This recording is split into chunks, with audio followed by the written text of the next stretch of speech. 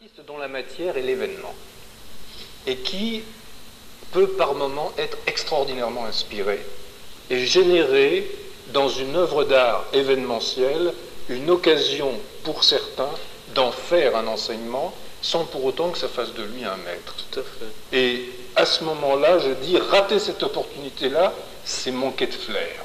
Toute la vie, cette opportunité-là. Oui, mais il y en a qui dégagent un petit peu plus que d'autres. Ça dépend de celui qui consent. Je suis d'accord, tout à fait. On revient. Oui, c'est pas l'événement qui dégage. oui, mais il y a des êtres qui sont tellement contagieux qu'ils te titillent le consentement. Parce que, et c'est là où c'est sympathique.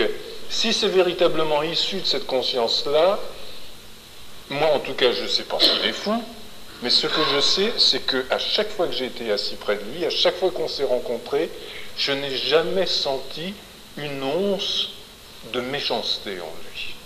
Jamais. Bon. Pour moi, c'est un signe, ça. Et ça arrive très très rarement. Bon. Et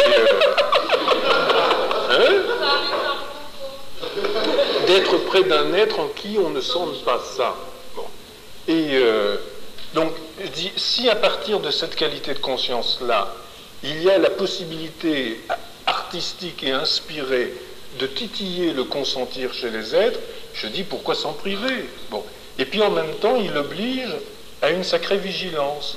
Parce que comme apparemment il n'est pas habité par la même peur que le commun des mortels, il va provoquer au bord d'une limite. Je peux aller très loin. Voilà, au bord d'une limite sur laquelle peu s'approche. Bon. Maintenant, et c'est là où certaines notions d'éthique peuvent intervenir, où intervient le respect de la vie et de l'inaliénable, qui est de l'ordre du sacré à ce moment-là, qui est la vie humaine, qui est le corps humain, jusqu'où la provocation peut-elle se vivre? Et qu'est-ce qui va déterminer la mesure de cette provocation? Bon. C'est là où il faut faire confiance. Ouais, il faut approfondir ça. Voilà. Il faut faire confiance d'une part à l'absence de méchanceté, parce que s'il provoque et que ce n'est pas pour régler des comptes, il y a donc une mesure qui est là, logiquement, de mon point de vue.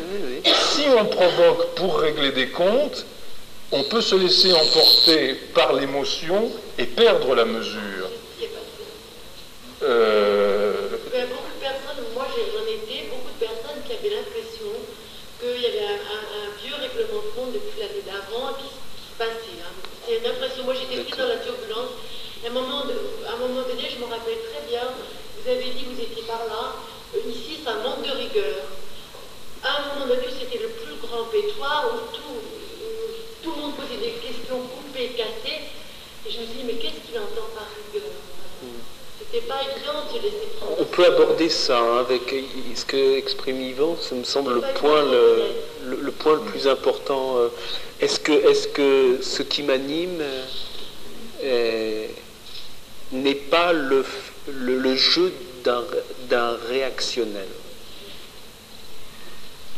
T'as amené ta rapport à 1 heure en général, moi j'ai une pratique. Oui, tiens. Et je ne dis pas pour plaisanter. Oui. Et qui veut le chantonner là? Tu es là, Pierre? Allez, tu nous fais en ronron la règle, tu te rappelles un peu?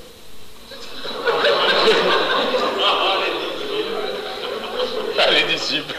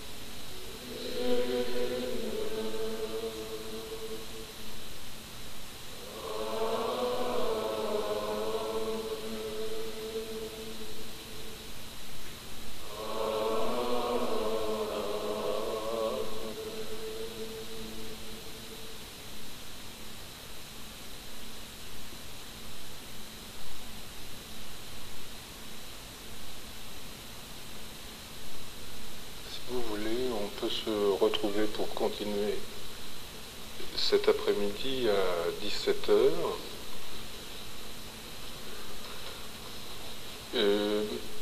Il se trouve que pendant l'après-midi, nous avons une assemblée générale des membres de la Société des éditions du Relier.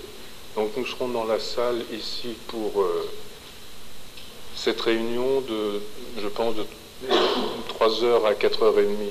Aussi, je vous demanderai, si vous le voulez bien, de ne pas arriver avant 4h30. Je pense qu'on aura fini à ce moment-là. Voilà. Je me réjouis de vous retrouver cet après-midi et bon appétit.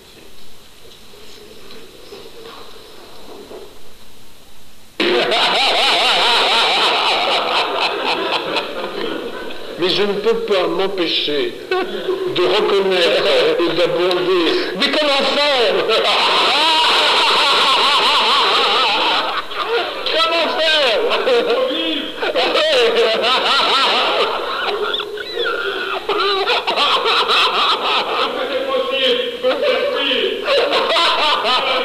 Ouais.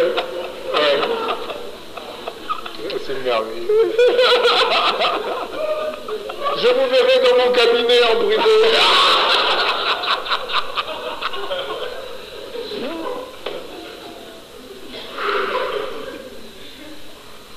Parce que c'est quelque chose que vous ne faites pas. Qu'est-ce qu'on ne fait pas? De respirer. Ah, ça, moi non. Vous respirez comme des bêtes. Comme des bêtes. Comme des bêtes. Respirez comme un être humain. C'est la seule façon qu'on peut vivre comme un être humain. On respire comme on veut, on est libre.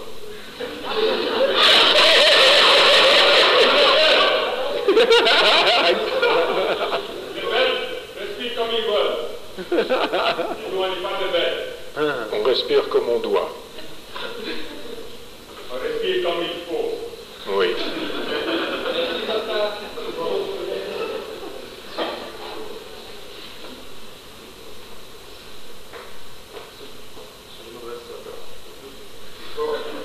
Par exemple, peut-être de parler.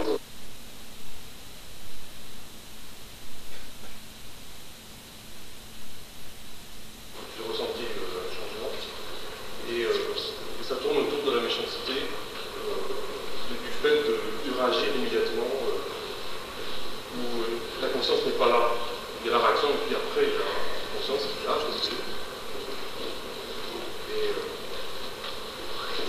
Pour moi, le comportement de méchanceté est un comportement qui est lié à la souffrance. Bon. Il n'y a pas de méchants, il n'y a que des souffrants. C'est Fernand Gregg, le poète, qui disait ça, et j'avais utilisé ça à l'époque comme motto d'un article que j'ai écrit il y a longtemps, qui s'appelait « Territoire de chasse et royaume des cieux », et qui montrait la confrontation entre les pulsions profondes de l'individu et son aspiration à la réalité et à la liberté. Dans l'expérience de la méchanceté, si on regarde en profondeur, c'est parce qu'il y a souffrance qu'il y a méchanceté. Personne n'est purement méchant. Bon. Comment peut-on se libérer de la souffrance? Comment peut-on explorer et reconnaître les mécanismes qui maintiennent la souffrance en nous? Pour moi, la souffrance n'existe pas au niveau du mental, de la pensée, ni au niveau du corps. Elle existe au niveau de l'émotion, au niveau émotionnel. Bon. Et le sentiment qui est pour moi générateur de souffrance, c'est le sentiment de solitude. C'est le sentiment de ne pas appartenir à, le sentiment d'exclusion. Bon, tout être humain recherche une appartenance. Il cherche à retrouver une appartenance au travers d'une famille, au travers d'un groupe. C'est pour ça que les mouvements existent, de quelque ordre qu'ils soient, et on ne peut pas condamner ça parce que c'est le reflet d'une quête qu'il y a dans l'homme d'appartenir à, de se reconnaître dans. Et c'est pour ça qu'on souffre tellement quand on a des vécus d'abandon, des vécus de rejet, d'exclusion. Bon. Est-ce qu'une quête ou seulement le fait que la pensée a besoin de pouvoir? La pensée, dans son processus, va interpréter le mécanisme qu'il y a sur le plan affectif de se sentir appartenir à. Mais en général, elle va le limiter à une structure dans laquelle elle peut se reconnaître. Ça va donc être appartenir à une famille, appartenir à un groupe, appartenir à une tradition, à une religion, à une église, bon, peu importe. Jusqu'au jour où on va ressentir que la nostalgie profonde qui nous habite, bien au-delà de cette souffrance, dont la souffrance n'est qu'un écho lointain, c'est cette nostalgie de l'appartenance à l'infini. C'est-à-dire d'appartenir à quelque chose qui ne renvoie pas une forme particulière de nous-mêmes.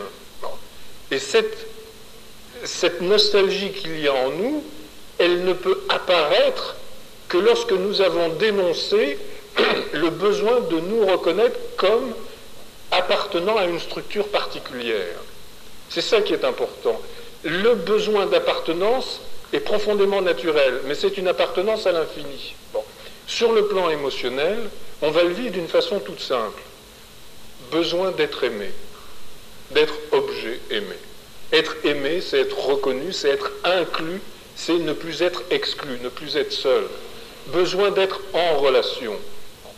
Besoin, au travers de cette relation, d'être l'objet aimé. Et on va projeter ça jusque sur le maître, et sans parler des conjoints, des parents, des enfants et tout ça, mais jusque sur le maître et sur Dieu. On va vouloir être l'aimé de Dieu. Mais si Dieu est amour, Dieu ne fait pas de nous des objets aimés, sinon il ne nous aimerait pas. Il nous limiterait par son amour en tant qu'objet aimé. Si Dieu est amour, l'amour amourifie.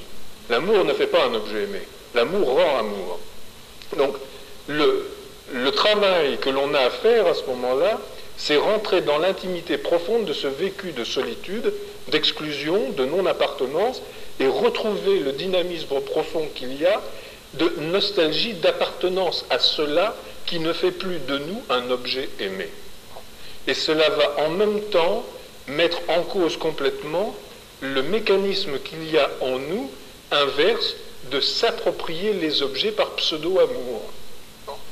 Et ça, pour moi, c'est le chemin qui nous amène dans une intimité de plus en plus profonde à la libération de la souffrance et à extirper ultimement son expression qui est la colère et ses formes différentes de haine, de violence, d'agressivité, de méchanceté. Voilà comment